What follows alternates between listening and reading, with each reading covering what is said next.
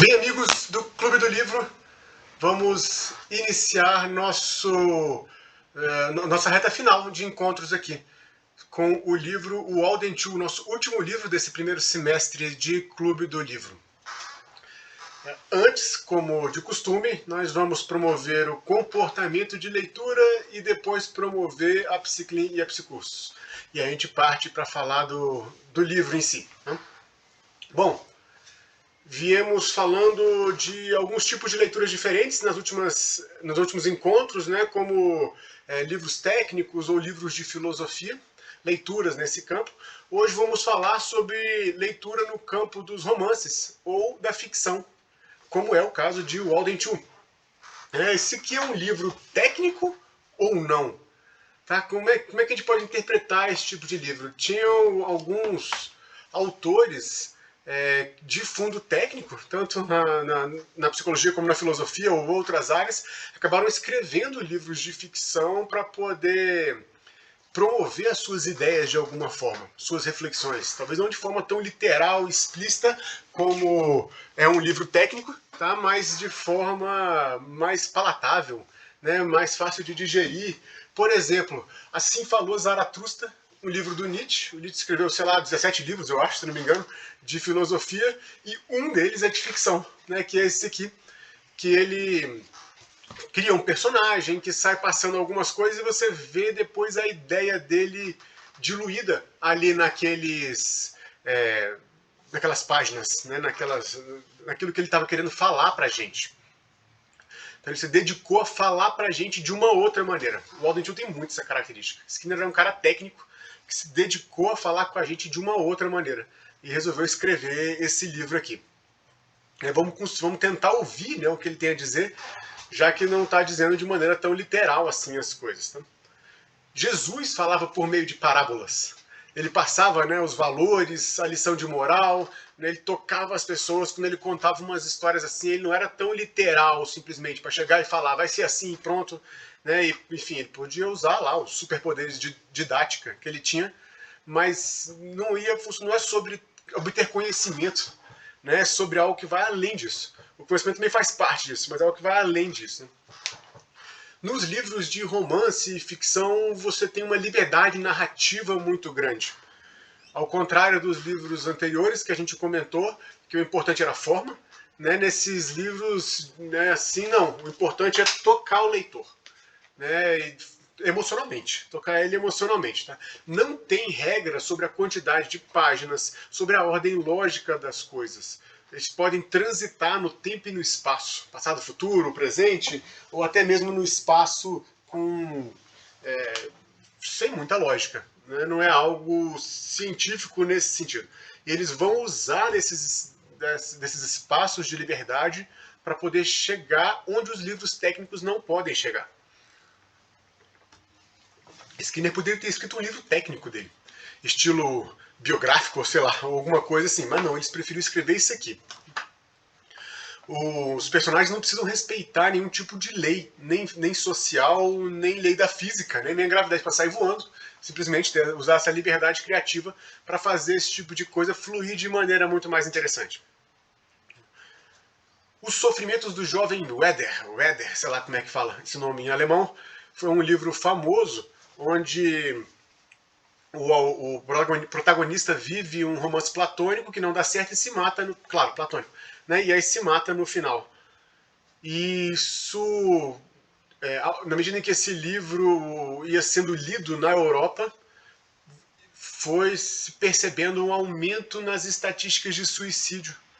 As pessoas que já estavam vulneráveis, quando liam aquele tipo de conteúdo, poderiam se colocar em risco de alguma maneira. É por isso que muitas séries hoje em dia, filmes ou coisas, antes que tem conteúdo muito denso, eles avisam no começo e no final, né, do evento, do espetáculo, da televisão ou de alguma coisa assim, que é um conteúdo difícil e que se tiver qualquer tipo de problema, contactar. O Netflix dá um canal lá deles para contactar, mas pode ser também um CVV da sua localidade ou algo do tipo assim. Mas veja, são livros para tocar as pessoas, emocionalmente mesmo, tá? Que é a ideia desse tipo de livro. Onde a narrativa e o roteiro são destaque não é o conteúdo, não é a forma, é a narrativa e o roteiro que vai ser o destaque. Você pode escrever uma porcaria, mas se a história for gostosa, cara, as pessoas vão ler. Tá? Não precisa ter conteúdo denso ou profundo ou algo do tipo. Tá? Histórias simples vendem pra caramba. Tocam algumas pessoas. Tá?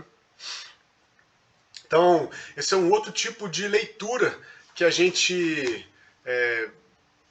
tem para poder estimular as pessoas ou a gente mesmo, né, nesse nosso comportamento de ler. É uma leitura. Às vezes a pessoa fala, não, mas eu não consigo, não estou conseguindo ler, está meio travado. Falei, cara, baixa, seja flexível no tipo de leitura. Vai ler alguma coisa que encaixe aí. Né? Pega para ler, você não está conseguindo se concentrar direito, fica lendo um livro de romance ou ficção, por exemplo. Você não tem o compromisso da leitura. Não tem nota, não tem avaliação, não tem esse tipo de compromisso de leitura. Você pode passar as páginas, você pode desistir das páginas, você pode pular umas páginas e voltar umas páginas. Então não vai ter ninguém dizendo pra você que não pode fazer isso. Eu sou meio metódico com minhas coisas. Eu começo e termino. Né? Não gosto nem de parar o livro no meio do caminho, me sinto agoniado com essa parte. Eu gosto de começar e terminar as coisas. O livro fica eternamente na metade ali pra mim, ou numa parte incompleta. Eu não tiro ele da minha cabeça. Então, mas melhor deixar lá, né? Assim que você começou a ler, e aí sem muito compromisso, as coisas, de repente, ela dá uma engrenada, a leitura, aí você já muda para o outro tipo de leitura que você tem compromisso, deadline, prazos ou coisas assim, para estar, enfim, mantendo esse comportamento em alta frequência e em alta intensidade. É um comportamento de grande valor para a gente.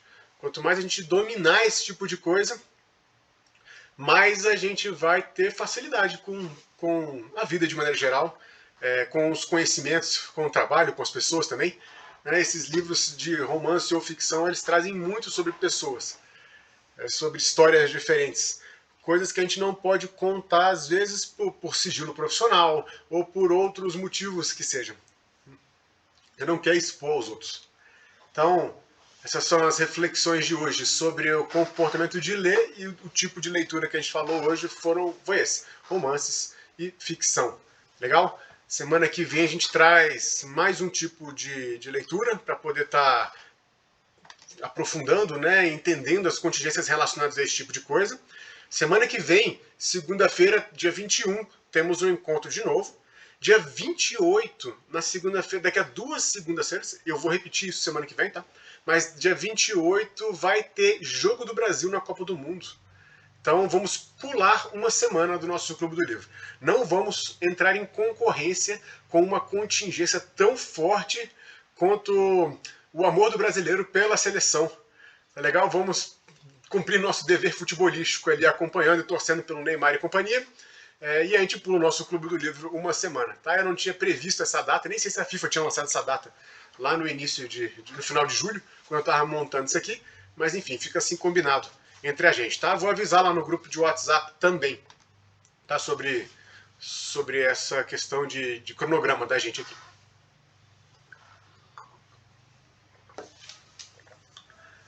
Vamos promover então a Psiclin e a Psicursos. Hoje eu vou voltar a falar da nossa supervisão de verão.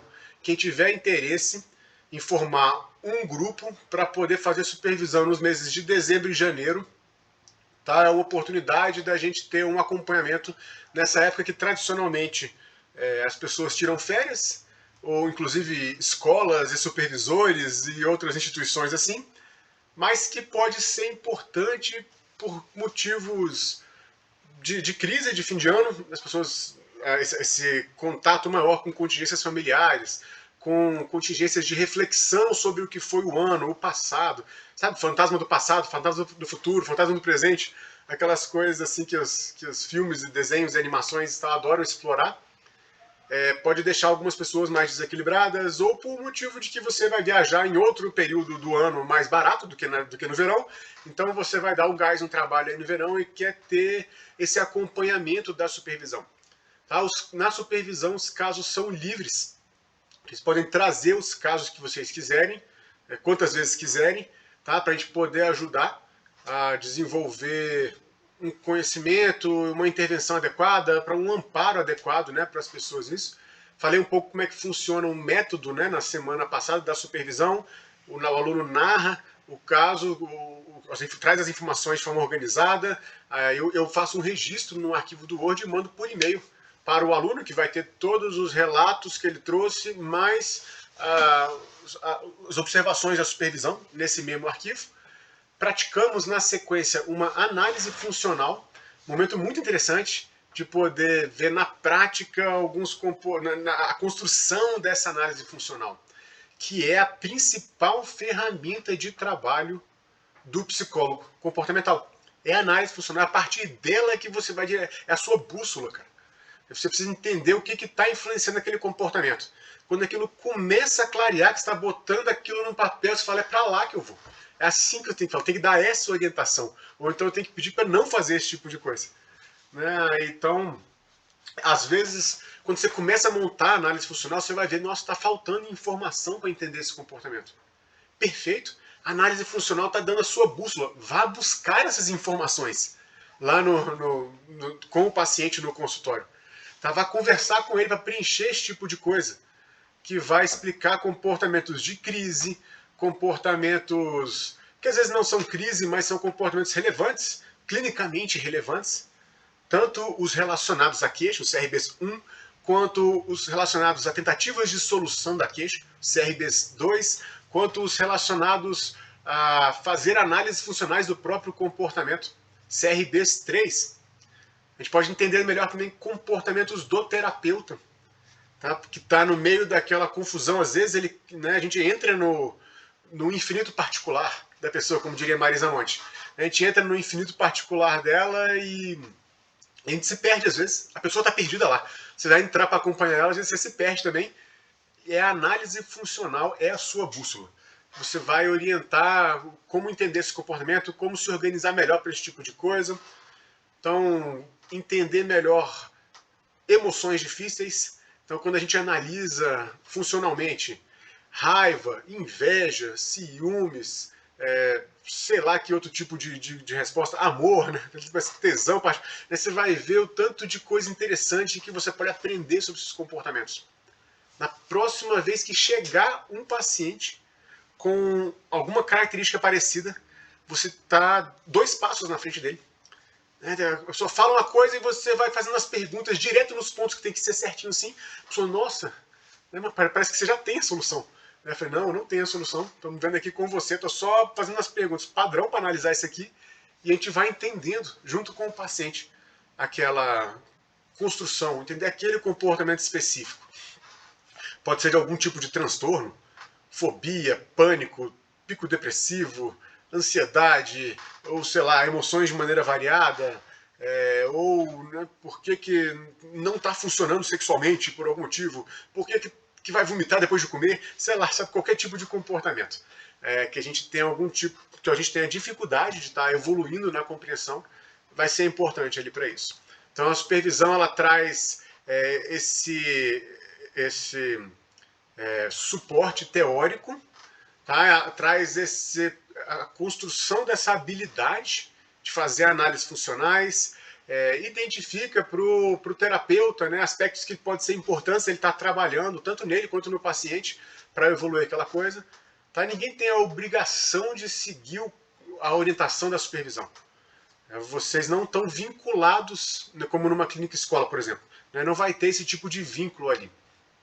Tá? Você vai ser um suporte que vocês vão ter, tá? Para poder gerar conhecimento sobre casos de variados estilos. Então, é a supervisão de verão, né, que a gente está chamando. Dezembro e janeiro, quem tiver interesse, procura aqui nos WhatsApps ou e-mails ou contatos da gente aqui, Instagram e outras coisas assim. Legal? Promovemos o comportamento de leitura, promovemos a Psicursos com a supervisão de verão. Hoje eu não quis botar no WhatsApp semana passada, para não encher de link e coisa, eu botei outras coisas relacionadas ao Walden 2 lá, né, essa semana, mas vou botar agora, essa semana agora, tá? Informações sobre a supervisão de verão, os contatos, valores, informações, e por aí vai, datas, né, essas coisas todas assim, tá legal? Vamos lá, gente, falar agora um pouquinho sobre o Walden 2, tá? É o livro do Skinner, o romance do Skinner. O meu tá em inglês, tá? Mas tanto faz, vocês pegaram o livro de português para ler. Eu comprei esse livro em 2000, quando eu estava na faculdade de psicologia, há muito tempo atrás. A gente não existia Amazon naquela época. Quando alguém viajava para os Estados Unidos, eu pedia para a pessoa: será que você pode comprar, por favor, um livro? Eu vou te dar o dinheiro aqui adiantado. A pessoa desviava do roteiro turístico dela, tinha que parar no lugar para comprar o livro e trazer para cá.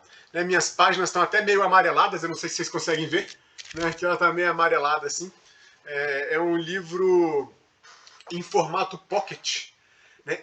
Eu particularmente gosto desse tipo de formato de livro. Ele é menorzinho, minhas páginas são aquelas páginas de jornal.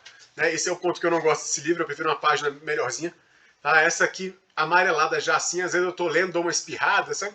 Levantam uns ácaros assim, umas coisas, né, desse tipo assim. Eu tenho vários outros tipos de livro desse assim, que eu trouxe a formato pocket, pequenininho, né, para poder estar...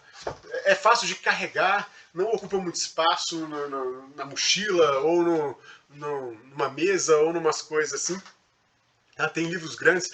Acho que o livro grande você vai segurar para ler. Eu gosto de ler muito deitado, né, ou sentado. Você vai segurar ele com a mão assim, ele começa a doer o polegar aqui, né? Fica muito pesado, segurando demais. Às vezes você não consegue segurar assim, ó, com uma mão só. Ele está aberto aqui, né? Eu não consigo segurar assim com uma mão só para estar lendo. O livro fica pesado. Então, nesse livro pocket assim, ele tem esse charme, né, na minha opinião, de poder estar segurando, carregando, né, enfim, lidando com ele dessa forma. Aqui atrás, na última página do livro, a gente tem um trecho retirado do próprio livro, né, ali da introdução. E vale a pena destacar que ele diz assim: é preciso mudar a vida de consumo. O destaque, a mensagem, a lição de moral que ele põe aqui nessa parte é preciso mudar a vida de consumo, poluição, violência e caos que estamos levando. O Walden Chu é um bom começo para pensar nessas coisas. Tá, isso aqui é uma comunidade hippie, cara. O Skinner vai escrever sobre uma comunidade hippie como se fosse uma utopia. Tá? Daí está morando numa comunidade hippie. Quem assistiu a série do Osho lá no Netflix também vai saber o tipo de... aonde essas maluquices podem chegar. Sabe? Então, qual é a diferença entre o Skinner e os outros? Será que porque um é religião, o outro é ciência? Será que dá para levar a ciência dessa maneira religiosa? Né? Como é que é essa história que o Skinner está trazendo, né, aqui pra gente? O sonho da vida do Skinner era escrever um livro. Ele fez letras, cara, em primeiro lugar. Tá? Depois que ele foi fazer doutorado em psicologia. E os livros técnicos dele de psicologia são melhores, na minha opinião, são melhores do que o livro, do que a ficção dele. Tá? Ele se encontrou, né, lá nas coisas. Isso aqui não é ruim, não. Mas, enfim, vamos discutir o final dele depois. Mas, de maneira geral, não é uma leitura desagradável, nem é desinteressante. Assim, ele não foi aonde ele se encontrou. Ele escreveu uma vez, né, um livro de ficção que foi essa. Ele escreveu no verão, entre a queda do nazismo e a bomba atômica no Japão. Isso ele coloca aqui na introdução. Tá? O meu tem, né, uma introdução uma revisão, não, prefácio, né, que ele tinha botou em inglês aqui. Walden Chu Revisited, né, com comentários do Skinner. Né? Uma amiga do Skinner escreveu um livro e deu uma cópia para ele. O livro chamava-se Freedom Ferment. E falava sobre movimentos perfeccionistas na sociedade norte-americana. Essa foi a inspiração do Skinner para sentar e falar: eu quero falar alguma coisa também. Ele coloca isso aqui. Tá? É um livro de ficção científica onde ele aplica na imaginação dele conhecimentos da engenharia comportamental para moldar comportamentos, emoções, pensamentos, culturas e civilizações. Ele deixa claro na introdução que ele sempre se esforçou para manter o trabalho científico dele longe da política. Ele não queria misturar essas coisas. Coisa que muita gente faz hoje em dia. Tá? Na psicologia, né, que é onde eu estou mais inserido, tenho mais contato. Muita gente tem dificuldade de separar esse conceito. O Skinner seria classificado naquela época como um isentão. Aquele que não quer dar a opinião política dele. E que algumas pessoas vão tacar pedra nele por conta disso, apesar do voto ser secreto aqui no Brasil. Então ele fez esse esforço, né, ao longo da vida, e lá mais pro final da vida ele escreve esse livro aqui. Tá? Ele não declara exatamente qual é a posição dele, vamos interpretar, né, isso aqui lendo. essas coisas, tá? Claramente, ele prega valores como minimalismo, consumir menos, alimentação vegetariana, cidades pequenas ao invés de metrópoles e entre algumas outras coisas assim.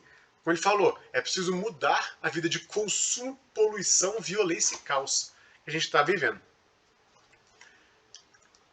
Quando ele escreveu isso aqui, a filha dele estava entrando no colégio. Isso que ele estava pensando em educação. É um dos tópicos que ele vai abordar bastante aqui, né? A coisa da educação.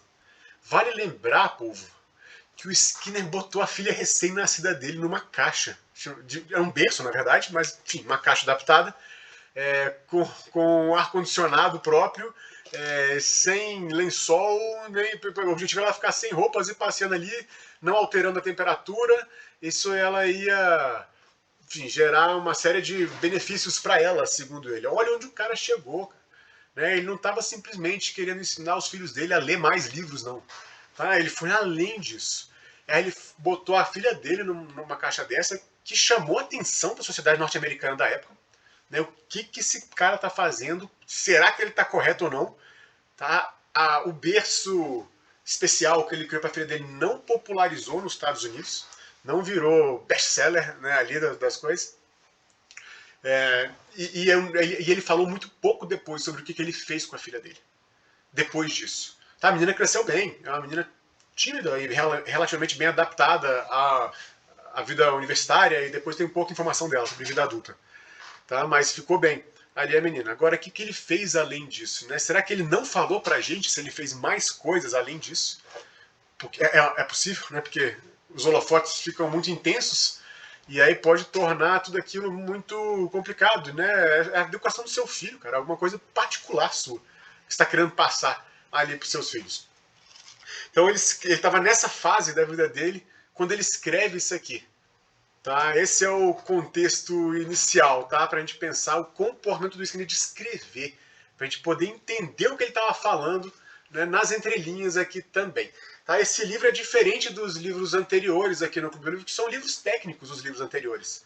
Então eu simplesmente leio o livro e trago para cá um resumo.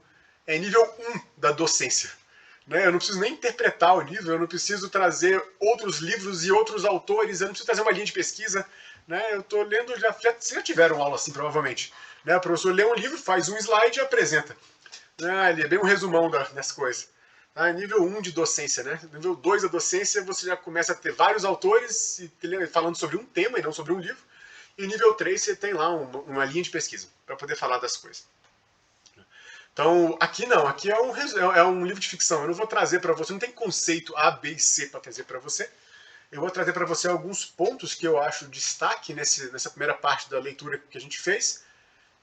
E vocês vão ter os seus também, que vocês podem estar manifestando aqui, lá no grupo de WhatsApp, para a gente entender, né, além de simplesmente entender o que ele tinha a dizer, né? Porque não é um conceito, um princípio. Ele não tem essa preocupação didática que ele tem nos livros técnicos, tá? Para fazer isso. 17. Então, esse livro tem 7 personagens principais. O protagonista chama-se Burris, né? No português aqui, bem literal, Burris. Né? Vale lembrar que o nome do Skinner é Burrus Frederick Skinner. Né? Esse é o nome dele. Então, assim, a semelhança com o nome dele também já chama atenção. Né? Ele é o protagonista ainda, é o cara que fala em primeira pessoa aqui nessa história. Então, não é o único, né, central da história, não, mas é o cara que vai falar em primeira pessoa. Né? É o psicólogo. Tem isso ainda, ele é o psicólogo. Aqui daqui também. O outro psicólogo, que vai ser também protagonista da história, é o T.E. Frazier, né, que está em português, Frazier, né, ali em inglês, é o cara que cria o Walden 2. Né, ele funda e aí ele vai receber depois o grupo do Burris e dos outros amigos para poder fazer um tour por Walden 2, apresentar e tentar convencer eles a ficar na cidade, naquela comunidade hippie científica ali que eles estavam criando, tá? Tem o Augustin Castle, que é o filósofo, colega de faculdade, professor universitário do Burris, que era psicólogo, que não bastava ser psicólogo, ele era professor universitário. Né? Então, assim, bastante semelhança ali com o Skinner. esses três aí compõem o núcleo intelectual ali dos personagens, que vão discutir as ideias mais profundamente assim das coisas, né? E tem outros 4 personagens, que é o Steve Geminic, o Rogers. Os dois chegaram da guerra e estão tentando se encontrar numa sociedade pós-guerra, ali norte-americana. Estão meio perdidos ainda, e aí eles descobrem a possibilidade do Walden 2 como uma vida alternativa, que eles podem construir um sentido para a vida deles lá. E aí tem Mary Grove e Bárbara, também 2 mulheres que entraram no bonde aí para estar indo visitar lá o Walden 2. Eu diria que na cabeça do Skinner, o anjo bom e o anjo mau, que ficam aqui falando no ouvido dele, aqui no cantinho, era justamente Burris e Fraser. Tá? Às vezes o Castle, né, assume uma posição ali mais de contestação, né, de mais algumas coisas, mas para mim os principais ali, que se eu fosse falar assim, são as instâncias psicológicas do Skinner que ele está representando naqueles personagens, eu diria que está mais ou menos por ali. Tá? Entre os dois ali. Nenhum deles é literalmente uma personificação do que o Skinner gostaria ou pensaria. Pelo menos não dá para concluir esse tipo de coisa com a leitura. Né? Mas, com certeza, são os principais que estão debatendo durante a maior parte do livro, um com o outro, ou às vezes um contra o outro. E aí estão passando as ideias que eles têm que passar sobre o que é essa comunidade hippie, como é que funcionam, né, as regras, as coisas lá dentro. Né? Leva uma página. Você tem que virar a primeira página, nesse meu formato pocket, pelo menos, né? Não sei onde é que vocês leram esse livro, se tem outra edição, ou se leram em Kindle, etc., PDFs e tal. Leva uma página para virar assim, para o assunto vir para a mesa. Tá? Vem os 2 primeiro lá, o Steve e o Rogers, aí eles encontram o professor Burris, e aí vão conversar com ele, tentando puxar o assunto, e fica meio difícil de puxar o assunto, e vai falando as coisas, até a hora que ele fala: queremos conhecer esse negócio aqui de Walden 2, né? Assim, ó, descobrir que esse negócio existe de verdade. Isso que você me falou de uma comunidade utópica há 10 anos atrás, ou mais até, descobri que tá lá o cara fazendo isso mesmo, vamos lá, por favor, me ajuda. Né? Os dois vão pedir essa ajuda para eles. Nesse encontro, né, eles se cumprimentam, eles apertam as mãos, eles conversam um pouquinho, né? O professor não lembrava exatamente dos alunos, depois que ele vai lembrar e tal. E aí o Skinner vai trazendo algumas coisas que já são interessantes a gente pensar, né, na leitura dele. Por exemplo, um deles é militar, chegou e cumprimentou o Skinner e tudo, e ele já conclui, o Burris, professor Burris, já conclui que aquele cara forte não é acadêmico, ele é de fora do mundo acadêmico. Tá? Então, assim, ele trabalha com alguns estereótipos, né, o Skinner, como esse do mundo acadêmico versus o mundo esportivo, ou um mundo de físico, né, mais avantajado, ali, que exige mais do corpo, como é o caso das Forças Armadas também, né? Enfim, aí eles trazem esse assunto,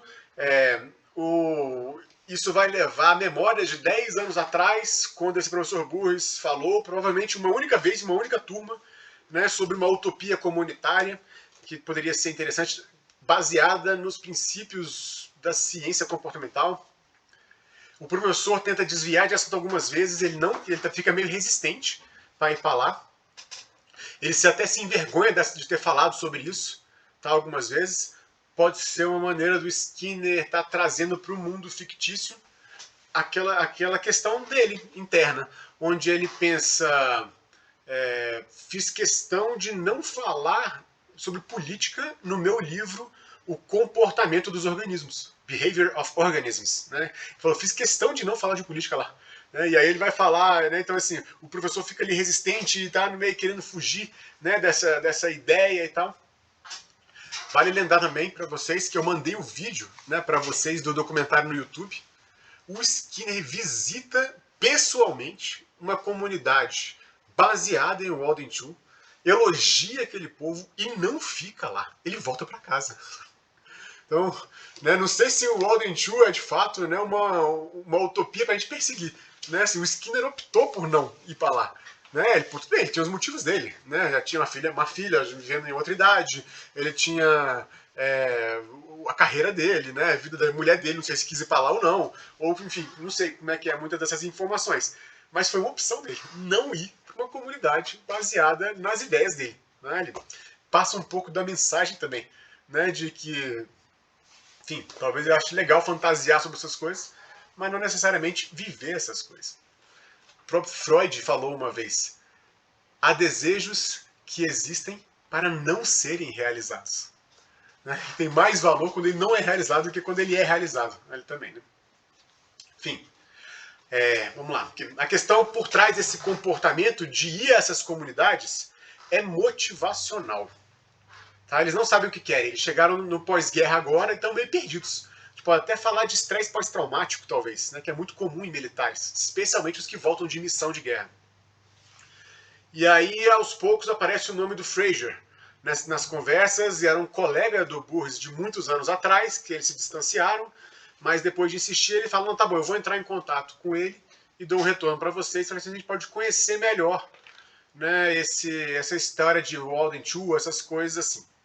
Tá? E aí ele fala que ele tem que entrar numa sala de aula para dar aula e meio que dar uma encerrada no assunto. Né?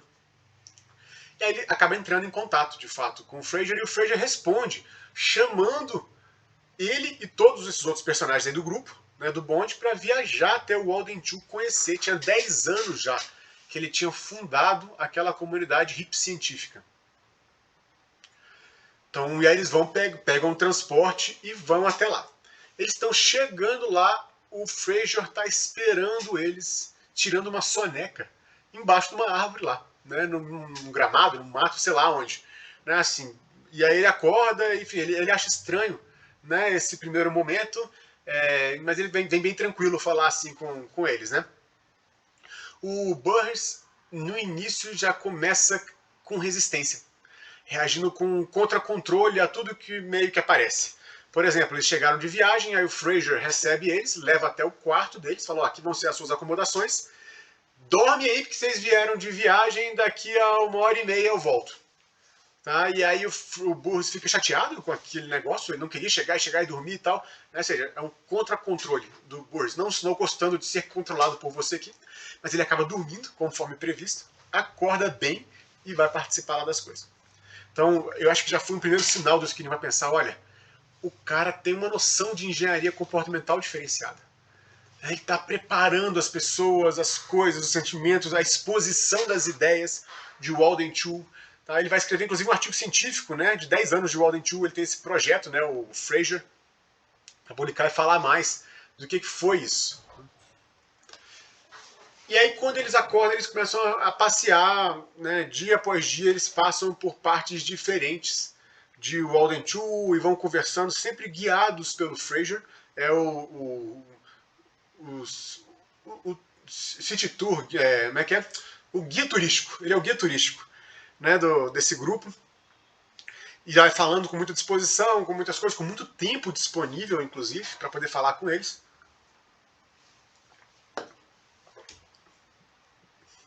Lembrando que na época não tinha WhatsApp para ir adiantando as coisas.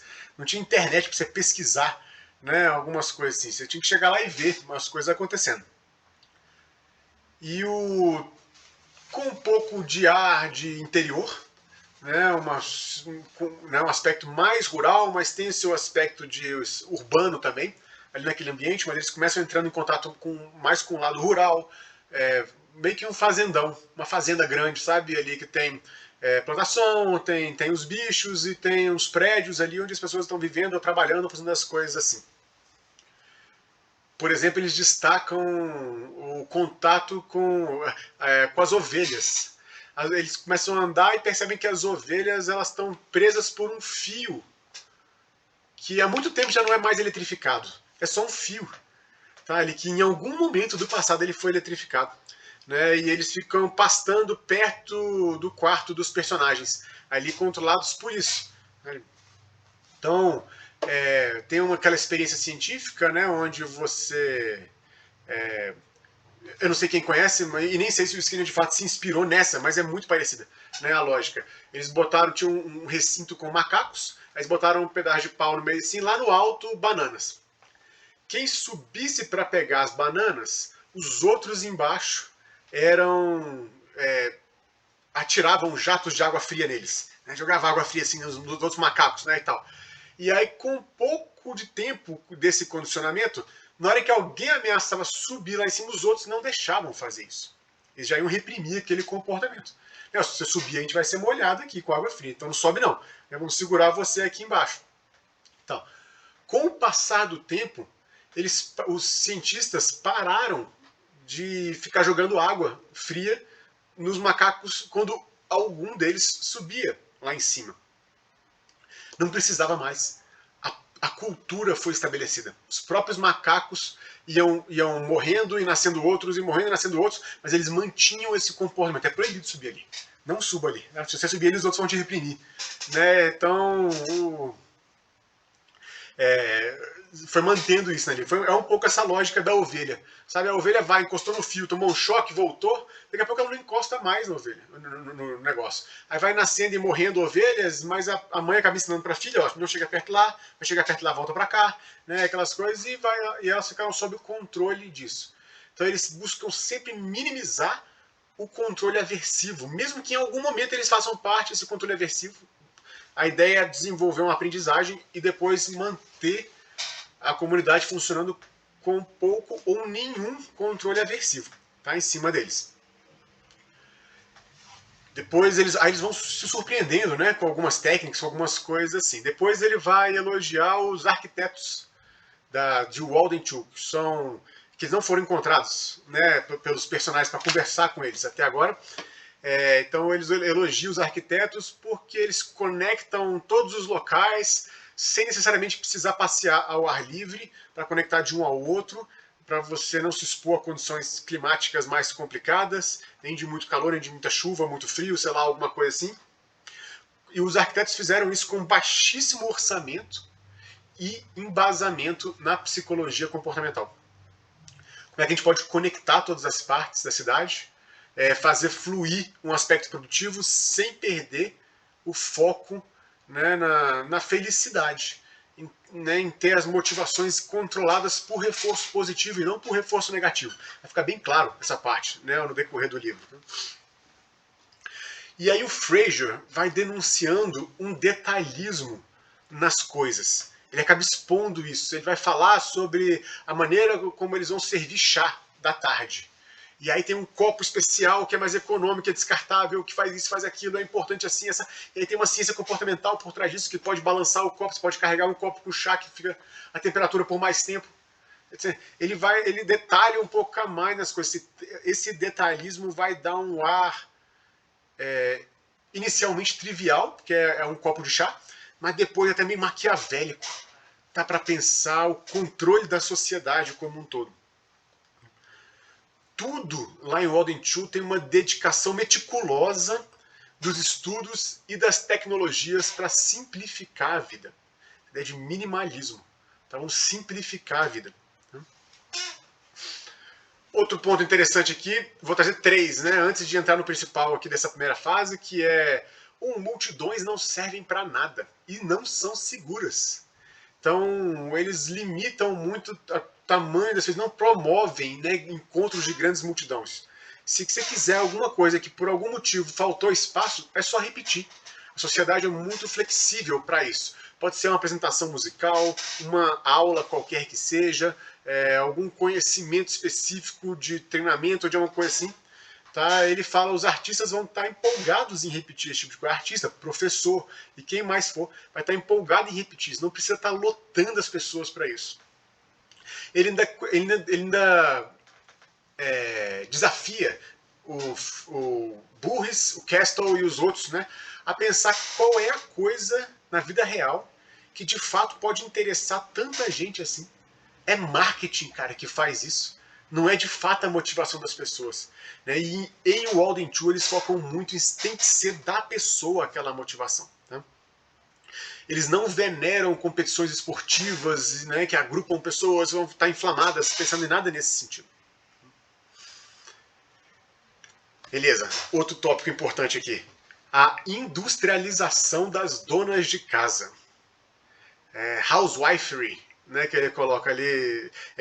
A ideia é tirar esse mundo de tarefas que uma dona de casa tem, e aí vai dar tempo para as pessoas trabalharem ou terem lazer. Então ele pensa numa sociedade onde, por exemplo, lavar louça ou lavar roupa é uma coisa muito programada e bem pensada e articulada por toda a comunidade, não é só na sua casa, né, que vai pensar esse tipo de coisa. E aí sim você consegue alcançar esse nível, né, de industrialização da dona de casa. Não sei se esse tipo de coisa é de fato aplicável na vida real. Ele dá um exemplo mais detalhado sobre lavar a louça. Ele diz, por exemplo, lá ele vai falar depois sobre educação, né, dos bebês. É do mesmo jeito. Né, os bebês ficam igual a filha dele ficava. Num ambiente com temperatura controlada, sem lençol, sem roupa, sem nada, por alguns anos. Que é para justamente o bebê poder se desenvolver com mais tranquilidade, facilidade, sem restrições. E também para diminuir a lavanderia, que é uma criança. A quantidade de roupa que você tem. Nessa época eu nem sei se existia máquina de lavar, hein? Tem que pensar isso ainda. Não pensei isso antes, pensei agora. Ali. Tá? Por exemplo, eu moro minha casa aqui, tem 2 filhos, cara, isso aqui é uma indústria de lavação de roupas. A máquina funciona todos os dias, praticamente, aqui em casa. Então, como é que era naquela época em uma comunidade maior, né?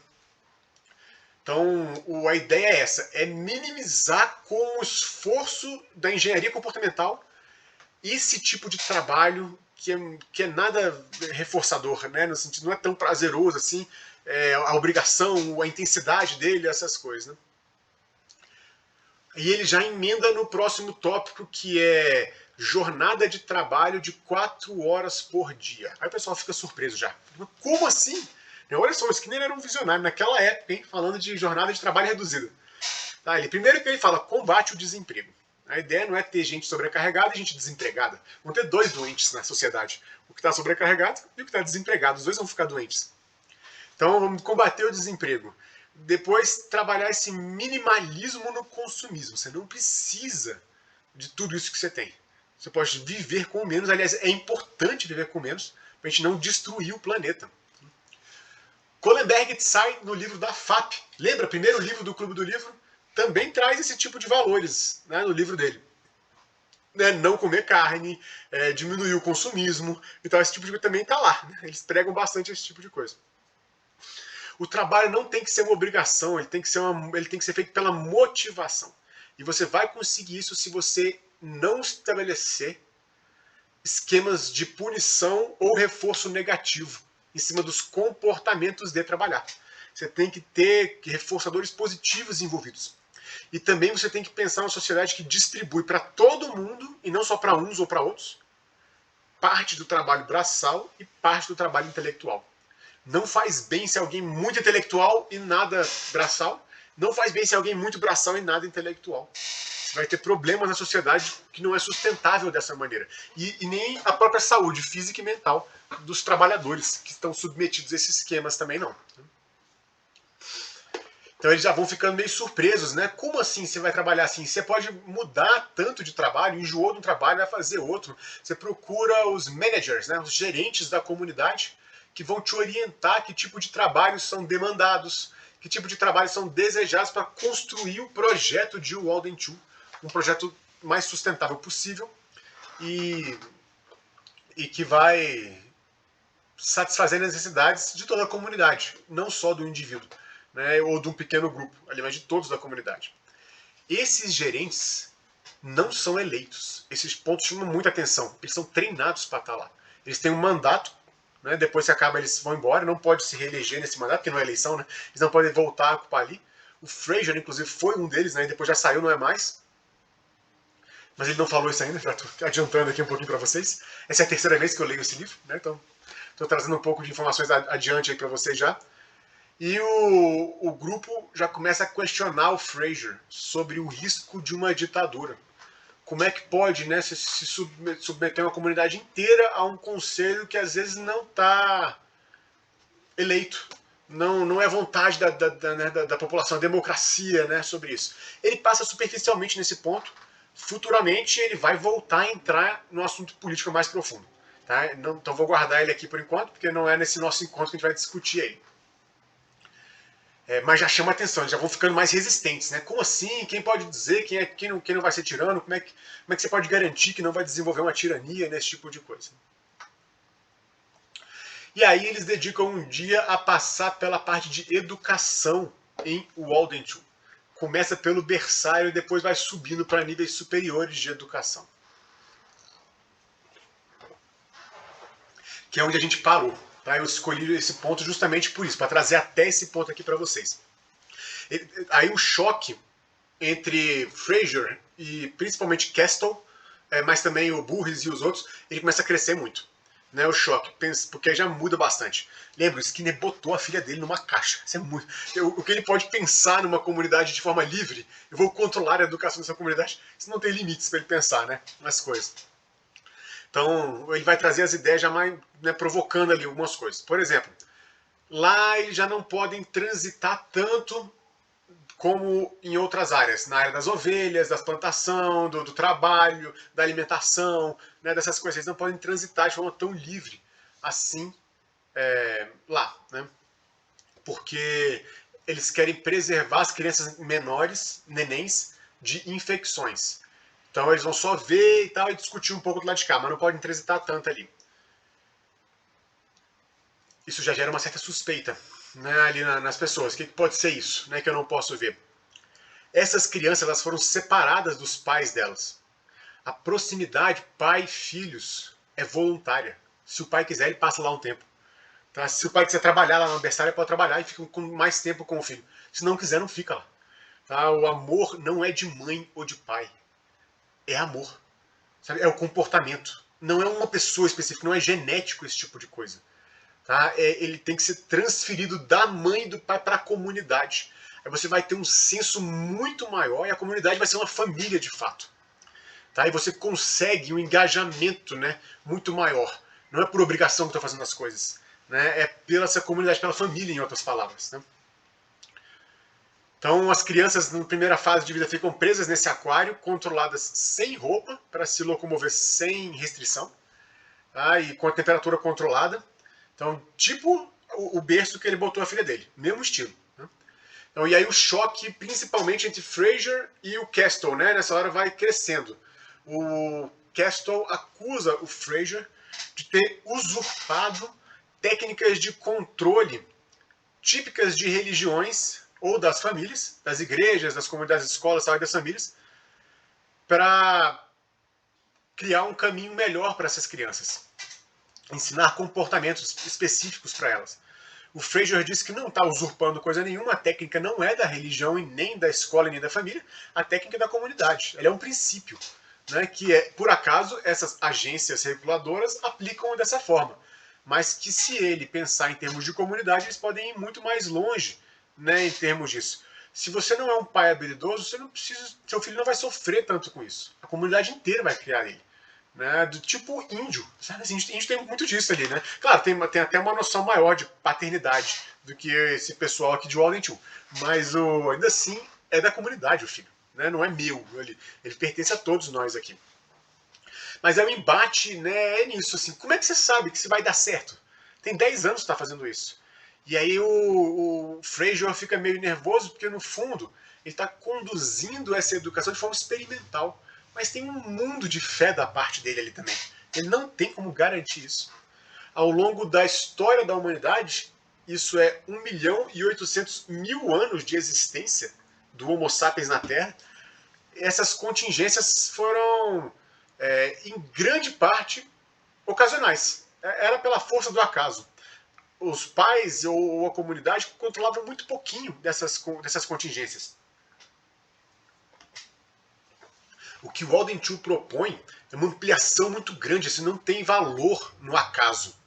Né? O Frasier fala, o acaso até cria alguém, na comunidade de maneira geral, aí, o acaso até cria alguém feliz ou alguém inteligente, mas a maioria não, a maioria está sofrendo muito. Né, então é isso que a gente precisa estar mudando.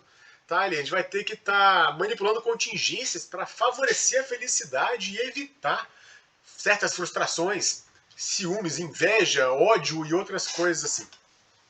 O foco na educação é moral. Em outras palavras. Ele fala, as crianças crescem os primeiros 3 anos de idade. O primeiro 2 a 3 anos de idade no paraíso, vivendo o mínimo de frustrações possíveis. O mínimo de restrições, o mínimo de coisas assim. E aí começa um treino de autocontrole. Essa educação é moral, não é línguas, inglês, francês e alemão, ou espanhol. Não é matemática. geometria, aritmética, derivada, não sei o que, equações estruturais. Não é isso que é o foco. Não é a história dos Estados Unidos, a história do Brasil, a história do Egito. Não é isso. A educação, o foco é moral. A gente vai construir autocontrole nessas crianças. Por meio de resistência à frustração, autoobservação e também permitindo com que a criança possa progredir no tempo dela. Não tem que estar primeira série, segunda série, terceira série, ela tem um tempo dela. Pode ser mais rápido do que as outras, pode ser mais devagar do que as outras. Esse ponto lembra muito o livro Tecnologia do Ensino. Lembra o Skinner, antes das calculadoras, dos computadores assim? Ele criou uma caixa onde as crianças poderiam estudar matemática. Elas mexiam ali em umas coisas e só se elas acertassem o valor, destravava aquela equação e vinha outra equação para a criança se envolver com ela e tentar resolver. Para que ela pudesse, no tempo dela, ir treinando isso. É quase um tablet que o Skinner criou naquela época. Tá? O Skinner é metido em engenheiro, né? Então, esse ponto livra muito esse livro do Skinner, Tecnologia de Ensino. E ele parte do pressuposto de que o sistema, criado por cientistas comportamentais, tem a manha, cara, para pensar a vida. O que você precisa na vida? Precisa disso. Então vamos fazer isso. E aí o Castle fica logo, mas você não tem como garantir isso, né? Será que vai dar certo? Será que vai ser bom ou não? E ele mostra, não, o QI das nossas crianças é muito parecido com o das outras. Não somos nem melhores nem piores.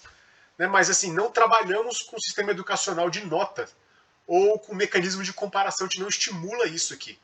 O objetivo é retirar reforço negativo e punição e deixar a educação controlada pelo reforço positivo. Né? Não forçar a aprendizagem de algo que não é importante no momento. No futuro vai ser, mas no momento não é. Não é forçar isso. E nem algo que não é percebido como importante para a pessoa. Porque se ela não estiver motivada para aquilo, você gasta um mundo de esforço e o resultado é mínimo. E eu, como professor, né, entendo bem essa parte. Você gasta um mundo de esforço e é mínimo, porque o cara não quer estar ali. Ele está ali por um motivo forçado. Então eles não têm diferença entre primeiro grau, segundo grau e universidade. Tá? Então olha o que o Skinner está propondo em termos de comunidade utópica, hippie científica. Tá bom? Essa é a nossa primeira parte do livro, que vai até a sessão 15. Na semana que vem a gente vai ler até a sessão 23. Tá? Um pouquinho menos páginas do que essa primeira sessão agora, tá bom? A gente vai ler até a sessão 23 e a gente vai discutir mais ideias. Então, a gente leu um terço do livro até agora. Semana que vem a gente lê o segundo terço dele. Obrigado, gente. Foi um prazer estar aqui com vocês hoje. Já passamos até um pouquinho do nosso tempo. Nos vemos segunda-feira que vem, antes ainda da Copa do Mundo chegar. Valeu, beijo, tchau.